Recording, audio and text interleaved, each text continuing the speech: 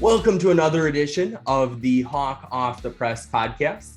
I'm your host, Gazette Hawkeyes reporter, John Steppe. I am first joined today by former Iowa kicker Keith Duncan. Keith recently launched Every Kick Counts, an initiative that helps athletes raise money for Count the Kicks, which works to prevent stillbirths. So, Keith, thanks for joining the podcast today. Yeah, John, thanks for having me. I'm excited to be on today and talk about everything. So let's kind of first go back into history. And how did this idea first come about for you to do this? Absolutely. I did something similar in high school, raising money for preventative cancer research for kids in high school. And through Iowa football and post-graduation stuff with Keith Duncan kicking, my kicking program that I'm doing, I made a really cool connection with one of the founders from Count the Kicks. And I actually trained her son.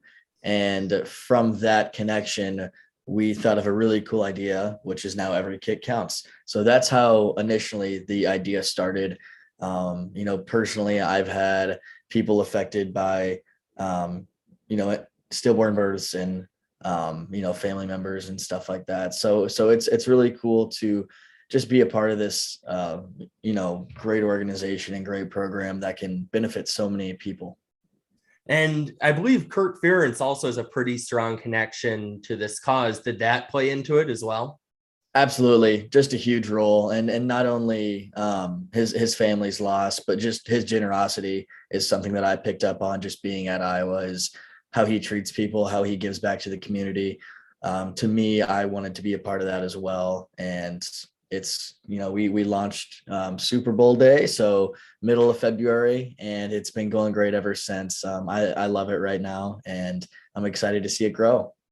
What's been that initial reaction now that it's been, I think, a little over a week since you launched it? Absolutely. So we have right now 35 signups, and 9, if I'm correct, are from outside the state of Iowa. So we have not 10 different states that are currently signed up, which is really cool, just having that reach. We have 2 NFL guys on board, Matt Hawk, who's a former Dowling graduate, a really, really successful punter with the Bills, and an assortment of college guys ready to get on as well. So the reach right now is growing, and we are, trying to inform people not only what Every Kick Counts is, but also Count the Kicks and stillborn births, how to count kicks, why you count kicks, and the result of it. So, any Iowa names? I'm assuming you probably got at least 1 or 2 of those. Yeah, well, as everyone knows, Tori Taylor has the Punting is Winning shirts. So the proceeds of that shirt did benefit Count the Kicks. So Tori's been a phenomenal help in Count the Kicks and, helping with Every Kick Counts as well. So we have some fun stuff in the making there. So maybe in a couple of months, you'll start to see some answers to that question. But hopefully a lot more Iowa guys will hop on board. And again, it's a win-win for everyone. We're trying to spread awareness and also create funds. So this is a really fun initiative, and it's great for the kids in the community to be involved, as well as, people from all generations to be involved in this really cool campaign. And then if an athlete is hearing this and says, hey, I want to be a part of this, what are the steps for them to take? Absolutely. It's a really simple process, actually. You just go to everykickcounts.com, and there's a sign up form that'll just take you right to your website. You get your own personal member page. It takes maybe 20 seconds. And then from there on out, you'll get an email, and it's stay updated for our upcoming events and, cool initiatives that we may have there. And it sounds like this can be either where, to use Tori as an example, if he, based on however many punts or however many inside the 20s, or I don't know which stat you pick, but it could be based on that, or it could be a flat number per game, it sounds like. Absolutely. That's something that maybe was in the back of my head when we first started. So yeah, we'll have some talks there, and hopefully we'll grow going into the college guys, seeing if the colleges are okay with doing that.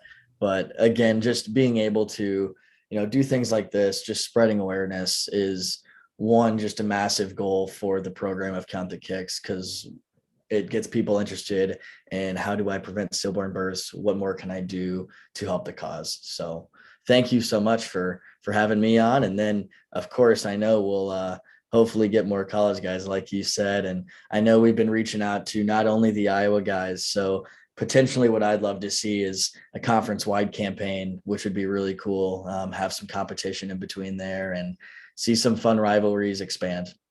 So you're saying something like the whole Big 10 or the whole Big 12, or you name whichever conference. Why not, right? Yeah, maybe it's Iowa versus Nebraska week. Who's going to raise the most money for Count the Kicks? Big 10 versus Big 12, bowl games, right? You can do so many things with it.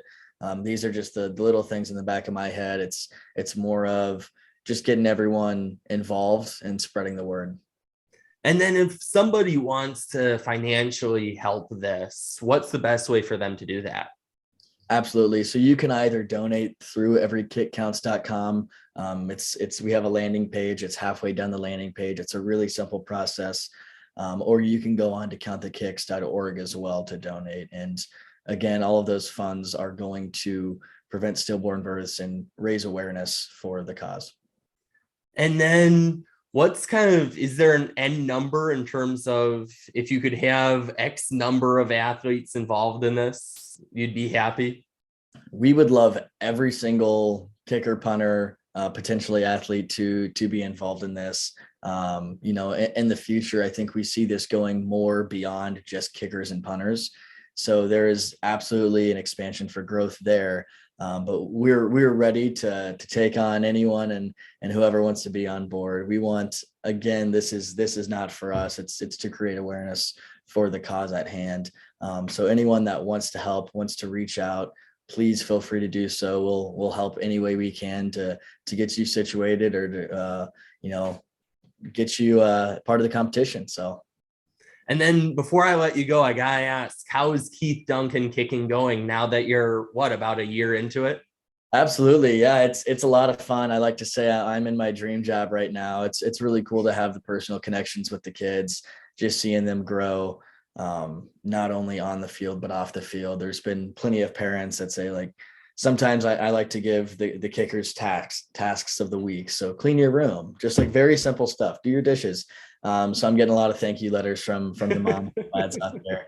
But it's going really well. To me, it's such a passion of mine. So I'm just blessed to have the opportunity to be a part of, just the kids' lives and be able to help them grow and achieve their goals. Well, Keith, thanks for joining the pod today. John, thank you so much for having me. Hopefully we'll hop on later this year too. Yeah, sounds good.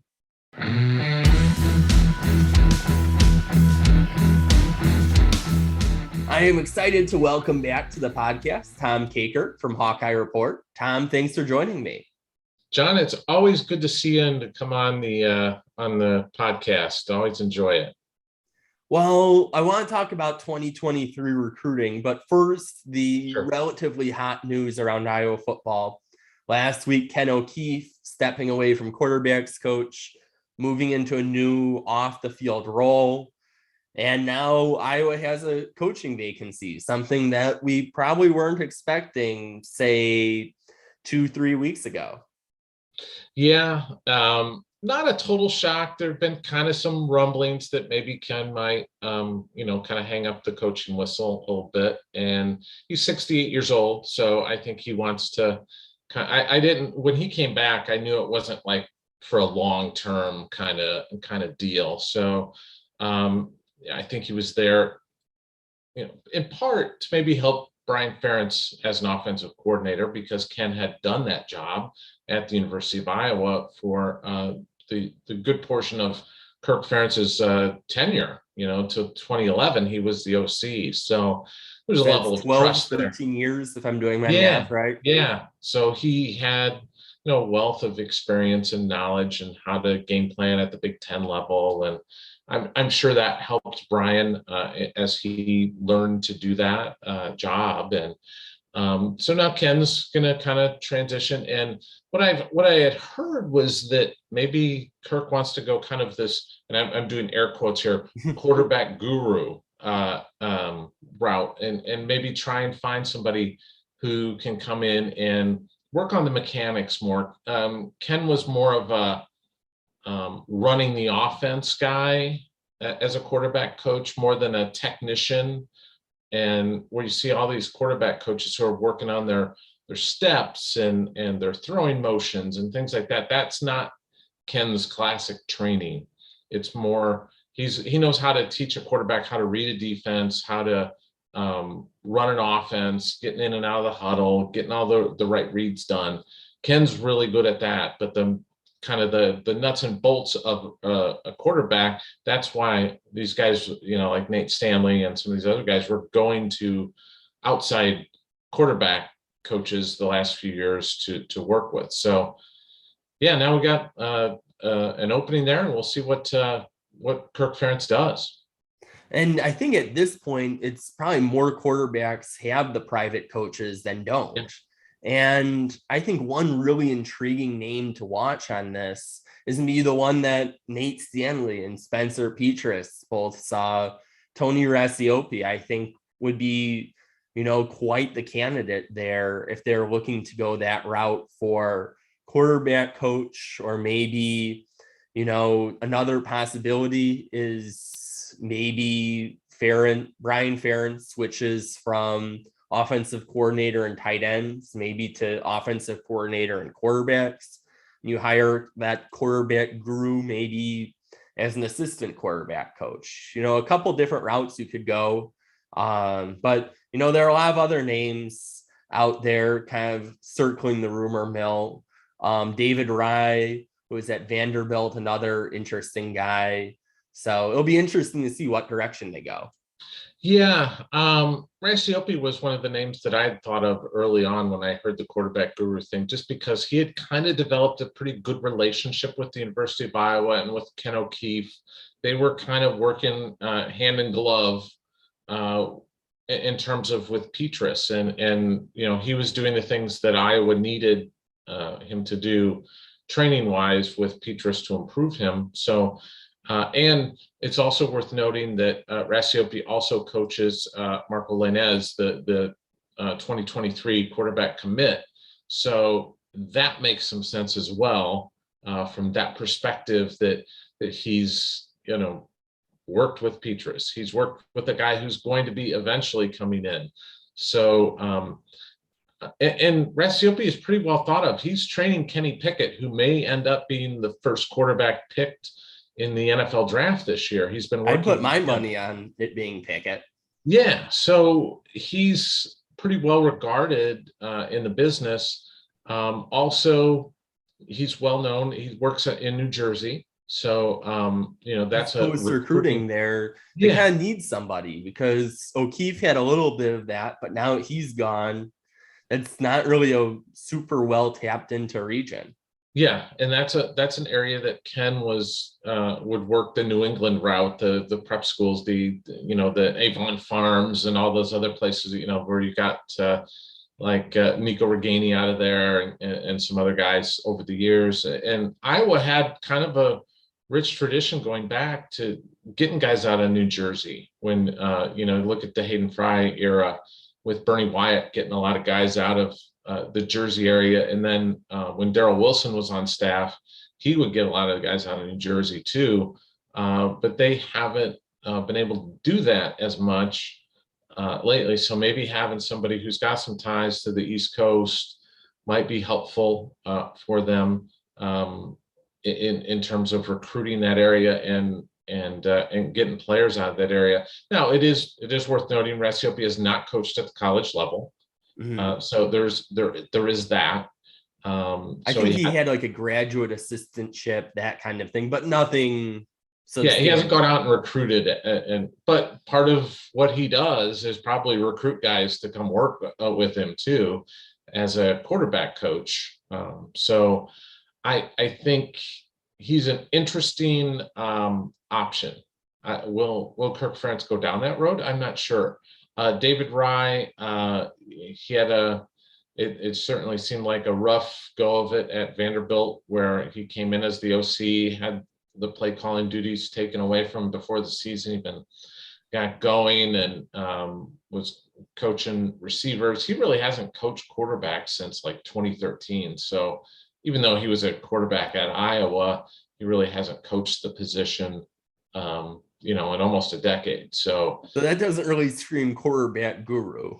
No, it doesn't. And the Brian Ferentz thing was interesting because it does make some sense, at least because the offensive coordinator should probably work with the quarterbacks most closely in terms of game plan and everything else. So that makes some sense that you'd move him over there. And then, Kirk could bring in a new tight ends coach of some sort, but it takes away that idea that you're having this quarterback guru come in and kind of work on the mechanics of Spencer Petras, Alex Padilla, everybody else, Carson May coming in, the guys that are coming, Joey Labus, guys like that.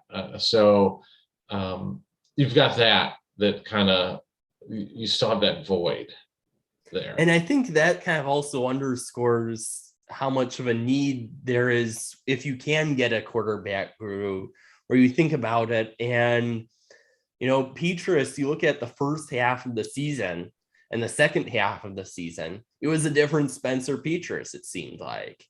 And, having that quarterback guru in there could maybe be the difference between, and granted, the injury played a large part in that, but, maybe things look a little different. Or maybe if you have Brian Ferentz in the quarterback's room, maybe the play calling gets a little smoother when you have the person calling the plays and the person having to make all the checks at the line of scrimmage in the room more together. Yeah, it's going to be an interesting decision. I don't, I think I'm pretty good at taking the temperature of Iowa fandom. I don't know that moving Brian to quarterback coach and being the and OC is going to be warmly received by the Iowa fan base. Wow, you're really going out on a limb with that one. I'm going out on a big limb with that one that maybe he might not be warmly received, but I don't know. It would be an interesting choice. It would be a bold choice, and we'll see if it happens. And then he could bring in somebody he likes at tight end, that they can bring on staff. Maybe it's an interesting decision for Kirk. I think it's something he's probably got to get done fairly soon, though, because spring ball is around the corner. It's not that far away. No. Their first practice is March 23rd. So we're just about to the end of February. So I would think that Kirk has got to make that decision probably here in the next week or two to get somebody in. Not that Ken's disappearing. Ken's still got under contract. I mean, that helps. At least they have the incumbent still around. But you'd like to give whoever's getting the job the ability to have as close to kind of a full off season. Yeah, or just to kind of sit down with. Yeah, to start sitting down with these guys and start learning the playbook too, and learning what the expectations are for the job and everything else. So it's going to be interesting. Always is. But to me, I just look at it this way. I don't think anyone would argue with the idea that quarterback is the most important position on the football field, and it's not really even close. So why not maximize your ability to train that person and develop them by hiring somebody who is good at doing those sorts of things, quarterback guru kind of guy. So that was my thought. It's your most important position. Why not? And it's the position that maybe you haven't done the best at. Iowa has done a tremendous job of developing players at just about every position except maybe quarterback. Yeah, you look at wide receiver, you have plenty in the league. Offensive line, that goes without saying. Tight end goes without saying. We got some pretty good running backs. You'll have, Tyler Goodson probably get drafted this year. You're going to have, you got tons of defensive linemen, linebackers, defensive backs. You just haven't, you've got the other name that some people have brought up is Drew Tate too, by the way. I think the timing is tough on him. He would make a lot of sense. He'd check a lot of boxes. He's clearly got that Iowa connection, but I think you'd burn a few bridges by taking another job, 1 month, 2 months, depending on, the technicality of when they actually finalize the decision. Yeah, because nothing's really been announced. Nothing's been announced with the UNI thing yet, so we'll see. But and Drew's still pretty green in coaching too. But I love Drew. He's a competitor. He knows how to run an offense and knows how to make plays. But the thing with Drew was his best attribute in a lot of ways was his instinctive ability to make plays. He had those things you couldn't teach. That's just kind of his feel for the game was off the charts. That's what made him good. So I think if the position came open 5 years later, Drew Tate would be in a perfect position for it. Sure. Yeah. Because then you'd have a chunk of time coaching at the FCS level at UNI. Maybe he moves on to another job in between. Yeah. And that'd be a pretty good resume. But right now, the timing just doesn't quite seem right. But the other route they could go to is either have the quarterbacks coach that they bring in be a co-offensive coordinator or a passing game coordinator. Thought about that. Something like that. Yeah, I wrote about that when the thing came open, was that maybe because when Brian Ferentz was the offensive line coach, he was the run game coordinator before he became the OC. So there is precedent for Iowa doing something like that. And maybe you bring in and take some of the stuff off the plate of Brian with somebody who's more well-versed in the pass game and maybe can expand what Iowa does as a pass game coordinator. So we'll see. And we've been seeing college football in general kind of that more, the weight isn't all on one offensive coordinator, whether it's the passing game coordinator or like Michigan, for example, as the two co-offensive coordinators. And, that worked out pretty well for Michigan, I think, as people probably don't want too much of a reminder of after December. Yeah. So I expect the decision probably here in the next week or two. Just makes sense that they would get it done to give that person some time to get their feet on the ground before the start of spring ball. And I think the other thing too is whoever they end up picking, it should be a pretty attractive position for a coach, because you look at it, well, first of all, it's a Power 5 assistant coach job that those by itself are a finite amount at a program that has been winning. Then you take Kirk Ferentz's contract extension. That gives an added level of stability, that essentially that contract extension, when you look at all the details, it can be summed up as long as Kirk Ferentz wants to coach, he can coach. Yep.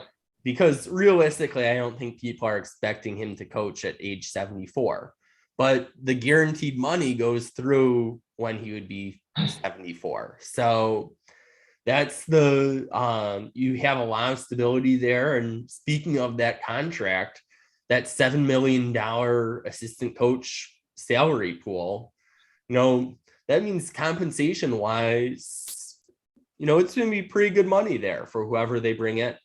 Yeah, it's good compensation, and it's at the Big Ten level.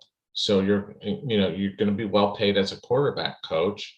And like you said, the stability is just huge, because there's some guys that don't mind bouncing from place to place and kind of being a coaching vagabond. But a lot of guys just, they might have a young family or something. They just want to put down some roots someplace and kind of find a home somewhere and raise their family a little bit and get some stability in their lives. So you can come in, spend 5 years in Iowa City, Iowa. That's not a bad place to live and raise a family.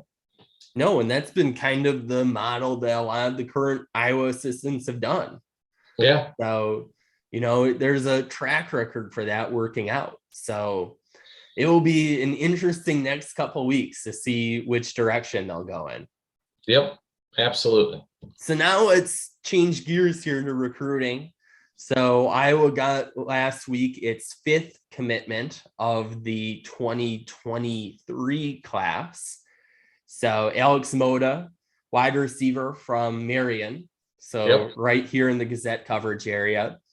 And, this class so far, granted it's early, it's only February 2022, and we're talking about the 2023 class. But so far, it's shaping up pretty well. I believe Rivals has them as a top 15 recruiting class right now. Yeah, they've got him 13th, and Moda was the most recent guy. And his recruitment was interesting because Iowa was he's classified by Rivals as an athlete, 6'1", 175. And I think they were looking at him as more of a defensive back, maybe a safety or a corner. He had some pretty decent offer list: Iowa State, Kansas, K-State, Miami, Iowa State was in there really early too. Nebraska, Wisconsin, all offered. So he had a good, solid offer list, a 3-star prospect. And he just, what happened was Iowa said to him, because Iowa State was really making some traction because he wanted to play the offensive side of the ball. And so Iowa said, hey, we'll give you a shot at wide receiver. And within 24 hours, it was done. So, that's all he needed to hear was, we'll give you a shot at wide receiver and see how that goes. So he's going to come in as a wide receiver initially. So Iowa's now up to 5 team ranking wise on Rivals. This is as of February 23rd. Iowa is 13th in the country. And, I suspect there's going to be more commitments here fairly soon. They've got another big junior sophomore day coming up on March 5th.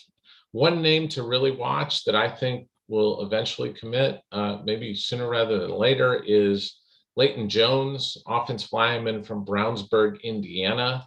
Leighton is a 3-star prospect, 6'4", 265 pounds. He's a wrestler, tough kid.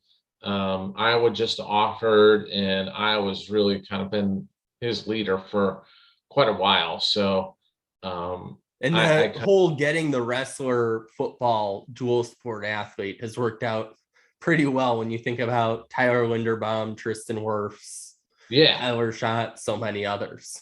Yeah, that works really well. So, so they've got him lined up to maybe commit. We've got him on our recruiting board at 75% chance that he's going to be a Hawkeye. I put in a future cast for him to Iowa recently. I've also got a future cast in for 5-star offensive lineman Caden Proctor from Southeast Polk High School, the teammate of Xavier Wampa, who's already on campus. And Proctor is going to take a tour. He's going to be in Iowa City here in the coming weeks. So he'll be around. He's got some places he wants to see. But I still feel good about Iowa's chances at landing the 5-star prospect. And we just Rivals just re-ranked him. He actually dropped down a little bit, if this is possible, because he was number 6. Now he's only 12th in the country. Overall, only number 12 in the country. Overall, that's overall number 12 player in the country. It would be the highest ranked commit that Iowa has ever gotten if he ends up coming to Iowa. And he holds that ranking. And the thing, it's the same thing with him as it was with Wampa, where he could pretty much pick anywhere he wants in the country. Yeah, So, wherever he wants to go. he gets to just pick whichever school, pick whichever hat. Yeah. So, I know it's probably a leftover Ohio State and Notre Dame hat from that Wampa decision. So, if those are his finalists, can save on the shopping there. But, that'll be an interesting name. That's probably the crown jewel of this year's recruiting class. If they could get him, that'd be a pretty good situation. There's to me, there's a couple of other names that I think everybody's going to kind of be watching in this class. The other one, obviously, Kyler Casper, Kevin Casper's son. Kevin was a standout wide receiver, late Hayden Fry era, early Kirk Ferentz era, played in the NFL. Awesome dude. And Kyler is a 4-star wide receiver. He's basically got kind of every offer you would want, and just athletic as heck, 6'4", and they live down in Arizona. And Kyler is really close with Xavier Wampa and those guys. So they're putting the squeeze on him. It's going to be tough for him to say no to Iowa, I think. So he's really, really talented. Caden Fagan, a 4-star kid out of Illinois, a running back, named, I think, to watch. They've already got Lainez as the 4-star quarterback. And a tight end to watch that just kind of came open to Iowa and to everybody because of the coaching change at Florida. Mac Markway, his dad was a former Iowa player, and Mac had committed to Florida, but when they got rid of Dan Mullen, he opened things up, and he's coming to Iowa City for a visit. So I believe that's in April, right? Yeah, there's some momentum for sure with him and Iowa right now. So they're building something pretty solid with him. Also keep an eye on a 4-star lineman, Caden Green, out of Lee Summit, Missouri, the St. Louis area. He's pretty tight with Proctor, really good prospect. Also, I should mention from Rock Island, Charles Jagshaw. He's another wrestler that just won a state title and pinned his way to a state title. I think he won like 4 or 5 matches, and none of them, I don't think any of them made it out of the first period. So he's a heavyweight at 285, just a outstanding kid. Notre Dame's probably ahead for him. He attends Rock Island Alleman, so he's Catholic school kid, so Notre Dame is a big deal to him. And I think they lead, but Iowa's trying to make a push now. They were recruiting him as a defensive lineman for a long time, and they've kind of flipped over now to recruiting him as an offensive lineman and seeing if they can get some traction. I know Brian Ferentz has been was over to watch him wrestle. So those are a couple of the big names, but there's also a good in-state crew too that we could talk about as well. Yeah, and it seems like that talent pool in Iowa is getting better and better, considering you've got, in the 2022 class, a guy like Wampa. In 2023, you got Proctor.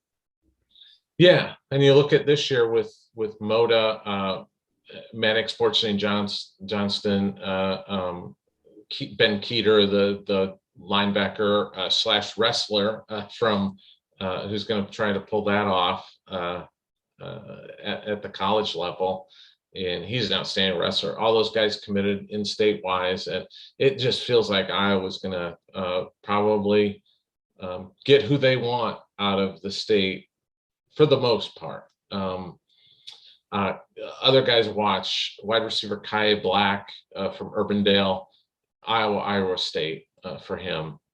I don't see anything else as an option really for him. We've talked about Proctor. Looking down the list here of other guys, Asa Newsome, the linebacker from Waverly, his brother is at Nebraska. So there's obviously some pull there.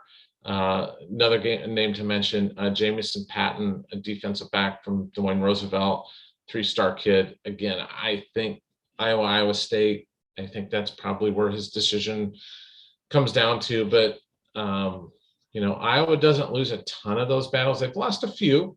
There's been a few, but they tend not to lose many of those battles with the Cyclones. So it'll be an interesting thing to watch. And, right now you're saying 13th.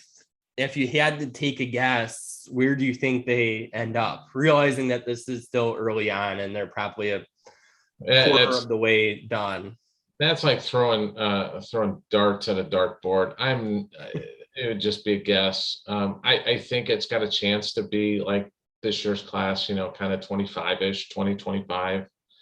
And that would be stacking some pretty good classes for Iowa. And then the other thing, I can't remember who does it. There's somebody on Twitter or somebody on our board that does like a little graphic of how the recruiting ranking, and then it follows shortly after the play is better, the results are better, off of that because of their player development. So I would expect, basically it's like good times are coming for the Hawkeyes.